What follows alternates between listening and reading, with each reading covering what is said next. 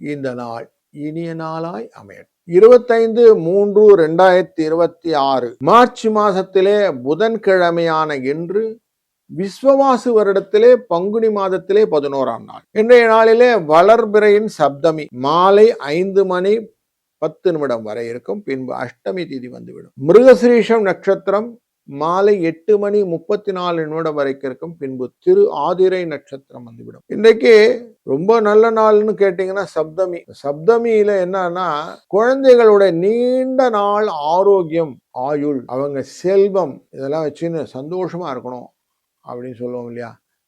அப்படி மனதிலே சந்தோஷத்தையும் பலத்தையும் பெருக்கக்கூடிய சந்தான லட்சுமி விரதம் இருக்கக்கூடிய நாள். காலையில 9:30 10:30 மணி வரைக்கும் நல்ல நேரம். சாயங்காலம் 4:30 5:30 வரைக்கும் நல்ல நேரம். 12:01 அவகாலம், 7:09 யமகண்டம், 10:12 குளிய நேரம். சூலம் வடக்கு, பால் பரிகாரம். 2 நாழி 50 வினாழிகளே சூரியனின் மீன லக்னம் இருப்பு. 6:16 சூரிய உதய நேரம். விசாகம் மற்றும் அனுஷ நட்சத்திரக்காரர்களுக்கு விருச்சிக ராசியிலே சந்திராஷ்டமம் என்று இந்த நாள் அமைகிறது.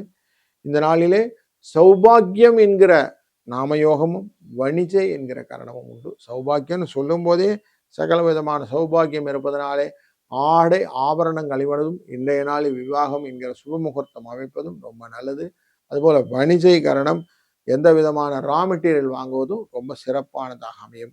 இந்த மிருகசிரீஷம் அப்படிங்கிறது இரட்டைத்தனம் கொண்ட எண்ணங்களை கொடுக்கக்கூடியதாக இருந்தாலும் செவ்வாய் என்பதனாலே பூமி காரியங்கள் எல்லாம் செய்வதனாலும் வாழ்க்கையிலே நல்ல முன்னேற்றத்தை காணலாம் அப்படின்னு இருக்கு.